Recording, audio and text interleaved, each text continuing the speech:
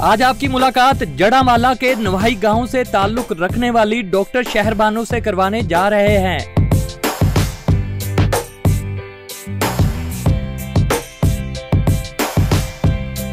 Doctor शहर बानो ने CSS 2024 के इम्तिहान में पाकिस्तान भर में दूसरी पोजीशन कैसे हासिल की, इनका लाइफस्टाइल और प्रोटोकॉल कैसा है, CSS में कामयाब होने के लिए इन्होंने किन किन मुश्किलात का सामना किया, डॉक्टर शहर बानो की फिटनेस और खूबसूरती का राज क्या है, इनकी माहाना आमदन कितनी है, इन्हें शेरो शायरी से गहरा लगाव क्यों है, मजीद इनकी मेहनत और कामयाबी की क्या है कहानी, जानते हैं डॉक्टर शहर बानो की ही जुबानी। कहा जाता है कि CSS करना कोई बच्चों का खेल नहीं। एक बहुत ही मशहूर शेर है कि जो सांस से निकली है वो धुन सबने सुनी है, सही, जो तार पे गुजरी है वो किस दिल को पता है। गांव की जिंदगी और शहर की जिंदगी में आपके नजदीक क्या बुनियादी फर्क है? गांव में बहुत सुकून, इत्मीनान, लोगों के अंदर जो कम्युनिटी का जज्बा है वो गांव के अंदर जैसा आपको देखने को मिलता है वो किसी शहर के अंदर देखने को नहीं मिलता। गुज़ाहिर तो आपकी पर्सनैलिटी में बड़ी कशिश नजर आती है, क्या हकीकत में भी ऐसे है? किसी भी शख्सियत की कशिश उन खसूसियात से होती है। गांव में पैदा होने वाली डॉक्टर शहर बानो ने कभी सोचा था कि वो CSS में सेकंड पोजीशन हासिल करेंगी पूरे पाकिस्तान में? मेरा यकीन है कि पाकिस्तान के अंदर खासकर टेक्नोलॉजी और एजुकेशन के एक्सेस के बाद कोई भी ये फर्क नहीं है कि गाँव के बच्चे या किसी पसमानदा इलाके के बच्चे किसी से पीछे हैं। मैडम, चूंकि आपका ताल्लुक एक किसान फैमिली से है, आजकल किसानों के लिए काफी मुश्किलात हमें मीडिया में देखने को मिल रही है, क्या कहना चाहेंगी? जी, एग्रीकल्चर जो है वो पाकिस्तान की बैकबोन है, पाकिस्तान के एक्सपोर्ट का सबसे बड़ा हिस्सा है और किसान वो कौम है जो पूरे मुल्क को खाना फराहम करती है। तो हुकूमत की जिम्मेदारी बनती है कि उनकी जो जितनी भी मेहनत होती है और जितना वो खर्च करते हैं अपनी फसलों पर, कम से कम उनको उतना रिटर्न मिलना चाहिए हुकूमत की तरफ। आपको शेरो शायरी से कितना लगा हुआ है? न सवाल वस्ल, न अर्ज़े गम, न हकायतें, न शिकायतें, तेरे अहद में दिलेजार के सभी इख्तियार चले गए। अब जिस लड़के से शादी करना चाहेंगी उसमें कौन सी ऐसी क्वालिटीज का होना बहुत जरूरी है जिसमें आप मतलब कॉम्प्रोमाइज नहीं कर सकती? रिस्पेक्ट, म्यूचुअल रिस्पेक्ट बहुत होना जरूरी है और इंटेलेक्चुअल कंपैटिबिलिटी मैच करना बहुत ज्यादा जरूरी है। अगर आपके पास रिक्शा होता तो आप उसके पीछे क्या लिखवाती? तुसी लंघ जो साडी खैर। अस्सलाम वालेकुम मैडम, आपका बहुत शुक्रिया, आपने अपना कीमती वक्त हमें दिया। वालेकुम सलाम, बहुत शुक्रिया आप लोगों का यहाँ आने का। अच्छा मैडम, सबसे पहले तो अपनी फैमिली और अपने बचपन के बारे में बताएं। जी, मेरी फैमिली, हम लोग खरल कबीले से ताल्लुक रखते हैं, हम लोग ग्राय कहलाते हैं। मेरी फैमिली हमेशा से इस इलाके में सियासी और समाजी तौर पर बहुत एक्टिव रही है, सोशल वर्क हो या पॉलिटिक्स हो। हम लोग जड़ामाला के नवाही गांव कोट हदायत खान में रहते हैं, शुरू से हम यहीं पर रहते हैं, यहीं से हमने अपनी तालीम हासिल की है और मैंने अपना मैट्रिक गांव में ही आपने तालीम हासिल की है? जी, गांव से ही हम जाते थे रोज तालीम हासिल करने के लिए। मैंने अपना मैट्रिक दी एजुकेटर्स यूनिवर्सिटी कैंपस जड़ामाला से किया है और उसके बाद Punjab college for women Faisalabad से मैंने अपना इंटरमीडिएट का इम्तिहान पास किया है। सही, जबरदस्त। बचपन के कोई ऐसे दोस्त जिनसे अभी भी आपकी दोस्ती हो? बचपन के कुछ स्कूल फ्रेंड्स ऐसे हैं जिनसे अभी भी राब्ता है। ऑब्वियसली राब्ता रखना अब थोड़ा मुश्किल हो जाता है क्योंकि मैं लाहौर में आगे तालीम के लिए चली गई थी, मगर अभी जैसे मेरा रिजल्ट आया तो बहुत से लोगों के, बहुत से स्कूल और कॉलेज फेलोज की मैसेजेस आए जिससे बहुत अच्छा लगा। जबरदस्त। मैडम, पाकिस्तान में हर किसी का ख्वाब होता है डॉक्टर बनना। आपने ना सिर्फ मेडिकल की तालीम हासिल की बल्कि आप डॉक्टर भी बनी और प्रैक्टिस भी की। फिर कब आपको एहसास हुआ कि मुझे CSS करना चाहिए?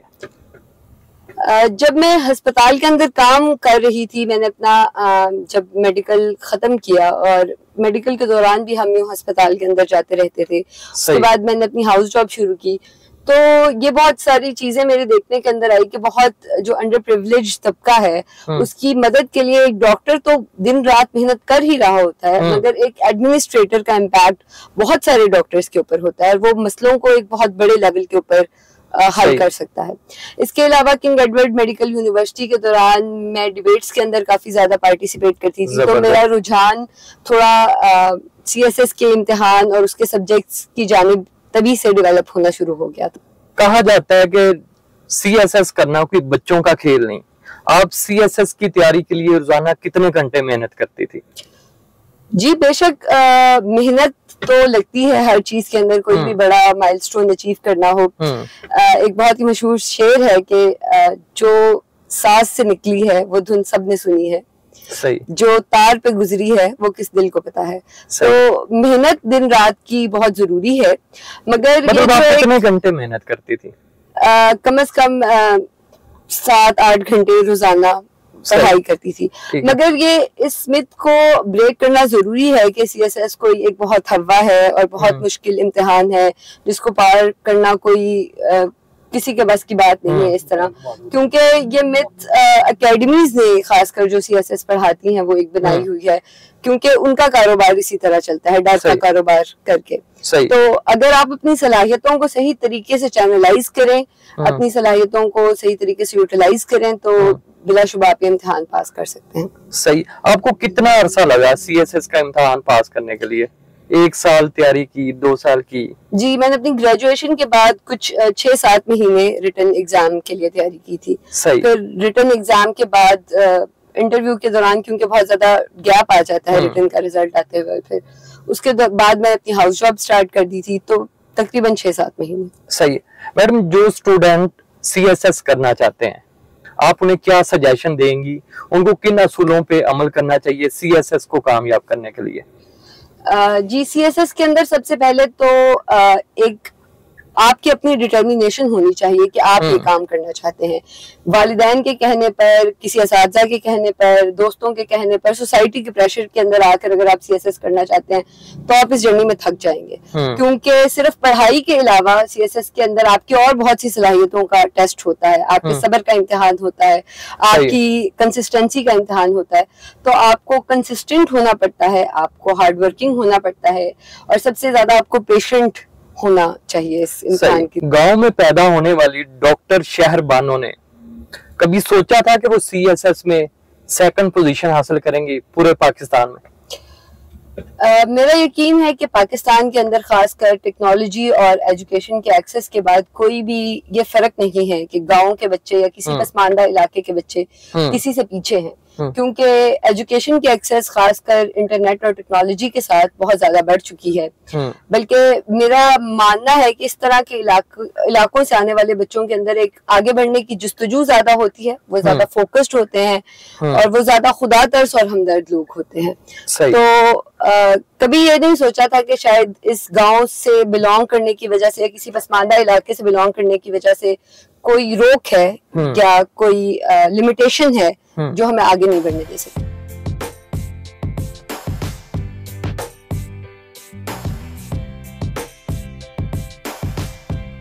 मैडम, गांव की जिंदगी और शहर की जिंदगी में आपके नजदीक क्या बुनियादी फर्क है? गांव में बहुत सुकून, इत्मीनान, लोगों के अंदर जो कम्युनिटी का जज्बा है वो गांव के अंदर जैसा आपको देखने को मिलता है वो किसी शहर के अंदर देखने को नहीं मिलता। शहरी जिंदगी में रफ्तार है, अपॉर्चुनिटीज है, मगर गांव के अंदर आकर आपको सेल्फ रिफ्लेक्शन का एक मौका मिलता है, पीस का मौका मिलता है, और खासकर लोगों की खुदा तरसी और एक दूसरे की मदद का जो जज्बा देखने को मिलता है वो शहरों के अंदर नहीं मिलता। बचपन की कोई ऐसी याद गांव में जो आप हमारे साथ शेयर करना चाहें? बचपन के अंदर ये जैसे आप ट्यूबवेल देख रहे हैं, हम सब कजन्स यहाँ पर ईद पर इकट्ठे होते थे, ट्यूबवेल आते थे, यहाँ साइकिल चलाते थे, तो वो एक याद हमेशा वैसे ही रह गई है याददाश्त के किसी खाने में। चले, सही, जबरदस्त। मैडम, चूंकि आपका ताल्लुक एक किसान फैमिली से है, आजकल किसानों के लिए काफी मुश्किलात हमें मीडिया में देखने को मिल रही है, क्या कहना चाहेंगी? जी एग्रीकल्चर जो है वो पाकिस्तान की बैकबोन है, पाकिस्तान के एक्सपोर्ट का सबसे बड़ा हिस्सा है, और किसान वो कौम है जो पूरे मुल्क को खाना फराहम करती है। तो हुकूमत की जिम्मेदारी बनती है कि उनकी जो जितनी भी मेहनत होती है और जितना वो खर्च करते हैं अपनी फसलों पर, कम से कम उनको उतना रिटर्न मिलना चाहिए हुकूमत की तरफ से। इस लिहाज से हुकूमत को एक प्रॉपर वीट प्रोक्योरमेंट पॉलिसी बनानी चाहिए। हम गंदुम जैसी चीज को बाहर से इंपोर्ट करते हैं जबकि हमारा मुल्क एक एग्रीकल्चरल मुल्क है। सही। तो ये बड़े अफसोस की बात है। अभी चूंकि आपके पास भी काफी इख्तियारात आ जाने हैं, तो आप किसानों के लिए क्या काम करना चाहेंगे? जी एक तो पॉलिसी मेकिंग के लेवल पर सबसे पहले पॉलिसीज ऐसी बननी चाहिए जो किसानों को उनकी मेहनत का बदला दे। जहां तक इम्प्लीमेंटेशन का लेवल है और सिविल सर्विसेज की बात है तो हम प्रोक्योरमेंट, जैसे वीट प्रोक्योरमेंट का मसला आजकल बहुत ज्यादा है कि गंदम किसानों से खरीदी नहीं जा रही। इस तरह के चीजों को एफिशिएंट बनाने की जिम्मेदारी जो है वो सिविल सर्वेंट्स के ऊपर आती है और वो जिला के लेवल पर और तहसील के लेवल पर उनको अपना काम करना चाहिए।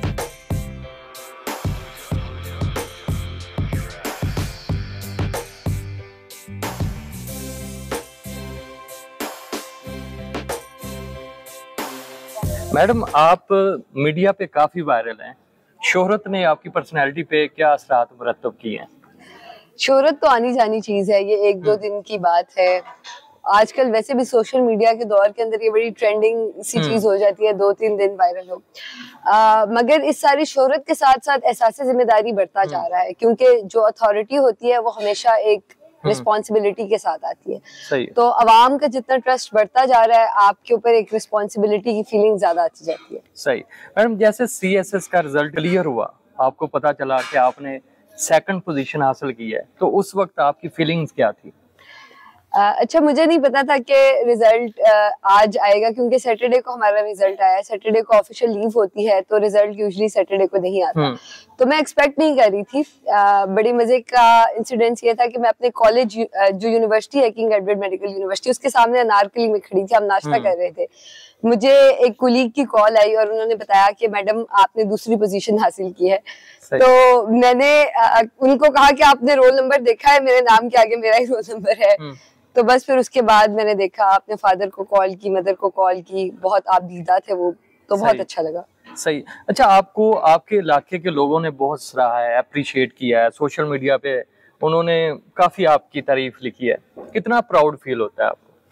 जी बिल्कुल, इलाके के लोगों ने बहुत प्यार दिया है और ये एक रिस्पॉन्सिबिलिटी भी है। इलाके के लोगों को मेरा एक पैगाम भी है कि मैं कहीं पर भी होंगी तो जहाँ पर भी वो आए, मेरे दफ्तर के दरवाजे हमेशा उनके लिए खुले रहेंगे। और ये जो सेंस ऑफ बिलोंगिंग एक बहुत ज्यादा फील हुई है सबके ऐसे वार्म वेलकम से और ओनरशिप से। जबरदस्त। अच्छा मैडम, जब आप डॉक्टर थी तब आपकी पहली कमाई कितनी थी और उसे खर्च कैसे किया? जी, जब मैंने हाउस जॉब शुरू की थी तो पहली कमाई हमारी कुछ 60-70 हजार के करीब आती थी। पहला पे चेक लेकर एक बड़ी खुशी का एहसास होता है, क्योंकि आपको एक तरह से फाइनेंशियली इंडिपेंडेंस का एहसास होता है। और खासकर लड़कियों के लिए जो फाइनेंशियल इंडिपेंडेंस का कॉन्सेप्ट है वो बड़ा जरूरी है। और मेरे वालिद साहब जो है उन्होंने हमेशा से ये हमें कहा कि मैं तुम लोगों को किसी पे भी डिपेंडेंट नहीं देखना चाहता। तो ये बड़ा एक खुशी का एहसास था। फिर तमाम घर वालों के लिए, रिश्तेदारों के लिए तोहफे लिए। तो बस मैं बल्कि अपनी वालदा के साथ इस बारे में हंस रही थी कि आपने मेरी सारी कमाई जो है 1 महीने की वो 1 दिन में उड़वा दी है। सही। अच्छा, कौन सा दौर आपको सबसे ज्यादा अच्छा लगता है, बचपन का दौर या अभी जिस दौर से आप गुजर रही हैं? बचपन का दौर कम उम्री का, नासमझी का दौर होता है। ऑब्वियसली जैसे जैसे आप बढ़ते जाते हैं जिंदगी में तो जिम्मेदारी और रिस्पॉन्सिबिलिटी बढ़ती जाती है। मेरे लिए सबसे मजे का पीरियड मेरा यूनिवर्सिटी लाइफ का एक्सपीरियंस था, क्योंकि वहाँ दोस्ती लाहौर के अंदर और एक्सपोजर, लर्निंग और लाहौर की जिंदगी को जो एक्सपीरियंस करने का मौका मिला था वो बहुत एक फ्री टाइम था और बड़े मजे का टाइम था मेरे लिए। उस टाइम को आप मिस करती हैं? हाँ, बहुत ज्यादा।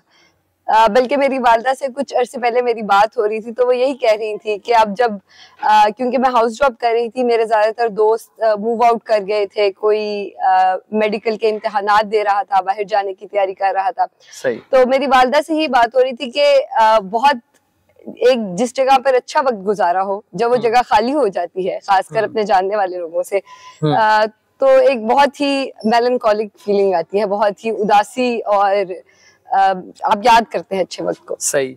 आपकी कोई ऐसी ख्वाहिश जो अभी तक पूरी नहीं हुई? ख्वाहिश, वैसे तो आपने बहुत सारी कामयाबियां समेट ली हैं इतनी कम उम्र में, तो कोई ऐसी ख्वाहिश जो अभी तक पूरी नहीं हुई? ऐसी कोई ख्वाहिश नहीं है, ज्यादातर यही ख्वाहिश है कि जिस वतन ने इतनी पहचान दी है उसको, उसके लिए कुछ कर सके, उसको पे बैक कर सके और उसको किसी इंटरनेशनल स्टेज के ऊपर रिप्रेजेंट कर सके। जबरदस्त। अगर आपको किसी और मुल्क में बसने का मौका मिले तो किस मुल्क को चूज करेंगे? मेरे ख्याल से मैं पाकिस्तान को ही चूज करूंगी, क्योंकि मेरे सीएसएस करने के पीछे भी एक बड़ी वजह ये थी कि जब मेरी ग्रेजुएशन हुई थी तो उसके बाद काफी मेरे जो कुलीग्स और फ्रेंड्स थे वो बाहर के मुल्कों के इम्तिहानात देखकर बाहर जाना चाहते थे बेहतर अपॉर्चुनिटीज के लिए और जॉब्स के लिए। मगर जब मैंने इस बारे में सोचा तो पाकिस्तान से बाहर जाने का ख्याल मेरे जहन के अंदर नहीं बैठ रहा था। तो मैं, क्योंकि यहाँ फैमिली है, यहाँ लोग हैं जो आपको पहचान देते हैं, आपसे प्यार करते हैं, जैसे अभी आपने जिक्र किया कि एक सेंस ऑफ बिलोंगिंग जो है और सेंस ऑफ सपोर्ट है और एक रिस्पॉन्सिबिलिटी है to give back to this country, वो पाकिस्तान से ही जुड़े रहे। जबरदस्त। मैं यही आंसर सुनना चाह रहा था आपसे। आपका कोई ऐसा सीक्रेट जिसका अभी तक किसी को नहीं पता? नहीं, ऐसा कोई सीक्रेट नहीं है। मैडम माशाल्लाह आप काफी नौजवान हैं, खूबसूरत हैं, शादी तो करनी है तो शादी आप लव मैरिज करेंगी या अरेंज मैरिज? मुझे लगता है इस बात से फर्क नहीं पड़ता कि शादी लव मैरिज हो या अरेंज मैरिज हो, क्योंकि शादी के अंदर लव जो है वो बड़ा सेकेंडरी कॉन्सेप्ट है मेरे नजदीक। मैंने अपने पेरेंट्स को देखा है, शादी के अंदर रिस्पेक्ट और कंपैटिबिलिटी का जो एलिमेंट है वो सबसे ज्यादा मायने रखता है। तो जिस भी इंसान के साथ जो आपको इज्जत दे और जिसकी आप इज्जत कर सके उसके साथ जिंदगी गुजारनी चाहिए। सही। आप जिस लड़के से शादी करना चाहेंगी उसमें कौन सी ऐसी क्वालिटीज का होना बहुत जरूरी है जिसमें आप मतलब कॉम्प्रोमाइज नहीं कर सकती? मैंने आपको जैसे बताया कि रिस्पेक्ट, म्यूचुअल रिस्पेक्ट बहुत होना जरूरी है और इंटेलेक्चुअल कंपैटिबिलिटी मैच करना बहुत ज्यादा जरूरी है। आपको शेर व शायरी से कितना लगाव है? जी, शेर व शायरी से काफी लगाव है। बचपन से वालिद के साथ बैठकर फैज की नज़में पढ़ते थे। यूनिवर्सिटी के अंदर भी जाकर दोस्तों के साथ बैठकर अक्सर महफिलों के अंदर एक दूसरे को गजलें सुनाते थे। फैज मेरे फेवरेट शायर है। उनका कोई अपना फेवरेट शेर सुना दीजिए। न सवाल वस्ल न अर्ज़ गम न हकायते न शिकायतें, तेरे अहद में दिलेजार के सभी इख्तियार चले गए। ये हमीद है जिनके लिबास पे सरे राह स्याही लिखी गई, यही दाग थे जो सजा के हम सरे बज़ में यार चले गए। जबरदस्त। मैडम कोई ऐसी पर्सनैलिटी जिनसे मिलने का आपको बहुत शौक हो या कोई ऐसी पर्सनैलिटी जिनसे आप बहुत ज्यादा मुतासर हो? जी, बेनज़ीर भुट्टो से मिलने का मुझे काफी शौक था, मगर अब ये पॉसिबल नहीं है। सही। क्योंकि एज अ वुमेन लीडर वो बहुत इंस्पायरिंग थी पूरी साउथ एशिया की वुमेन के लिए, आई थिंक सो। अगर आपके पास रिक्शा होता तो आप उसके पीछे क्या लिखवाती? तुसी लंघ जो साडी खैर। जबरदस्त। अच्छा, हम अक्सर इंटरव्यू करने जाते हैं तो हमें चाय पेश की जाती है, आपने लस्सी क्यों पेश की है? हमारे कल्चर की निशानी है, पंजाबी कल्चर की शान बान है इससे कि यहाँ लस्सी दूध। हाँ जी, वैसे तो नहीं रखी हुई? नहीं, मैं पी के चेक कराएं।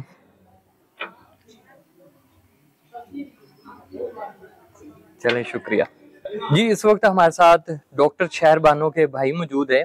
इनसे हम जानते हैं कि जब इन्हें पता चला कि इनकी सिस्टर ने पूरे पाकिस्तान में 2nd पोजीशन ली है, उस वक्त इनकी क्या फीलिंग थी? अस्सलाम वालेकुम। दोस्त, जब आपको पता चला कि आपकी सिस्टर ने सीएसएस में 2nd पोजीशन ली, उस वक्त आपको कितना प्राउड फील हुआ और उस वक्त आपकी फीलिंग्स क्या थी? देखें, सबसे पहले तो मैं अल्लाह ताला का बहुत शुक्र अदा करना चाहता हूँ जिन्होंने हमारे घर को इस कामयाबी से नवाजा है। सेकेंडली, जब इसने पेपर दे रही थी ये सारे, तो कहीं ना कहीं दिल में ये ज़रूर था कि इंशाल्लाह ये इसको पास कर लेगी, क्योंकि हमेशा से जो भी एग्ज़ाम के लिए इसने तैयारी करने की कोशिश की है उसको बड़ी अच्छी तरह से और बड़ी मेहनत से लगन के साथ तैयार किया है। हाँ, जो पोजीशन वाली बात है वो एक अनएक्सपेक्टेड थी और जैसे आप कहते हैं कि एक सरप्राइज था हमारे लिए, तो वो बहुत ज़्यादा शॉकिंग भी था, थ्रिलिंग भी था और खुशगवार लम्हात थे ज़िंदगी के और बड़ा फ़ख्र महसूस हुआ।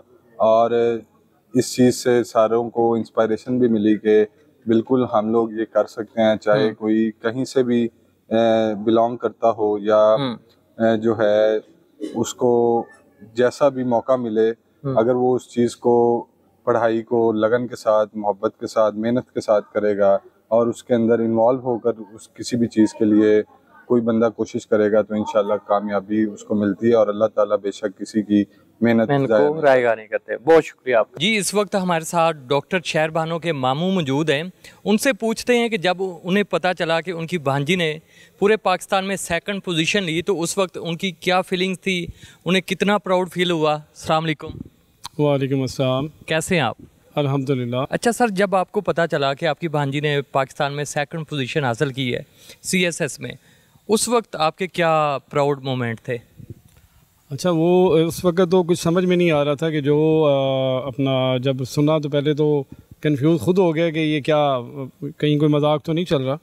लेकिन उसके बाद अल्हम्दुलिल्लाह, क्योंकि ये हमारी बेटी डे 1 से ही इसने माशाल्लाह बड़ी अच्छी पोजीशन स्कूल लेवल से लेके तो एंड तक, अब किंग एडवर्ड में ये लास्ट टाइम इसने अभी हाउस जॉब कंप्लीट की है, तो अल्हम्दुलिल्लाह हमेशा इसकी पोजीशन बड़ी अच्छी आती रही है। लेकिन ये इस दफ़ा तो इसने कमाल ही कर दिया, और ये ये आपके लिए सरप्राइज़ था? बिल्कुल, पूरी फैमिली के लिए सरप्राइज़ था।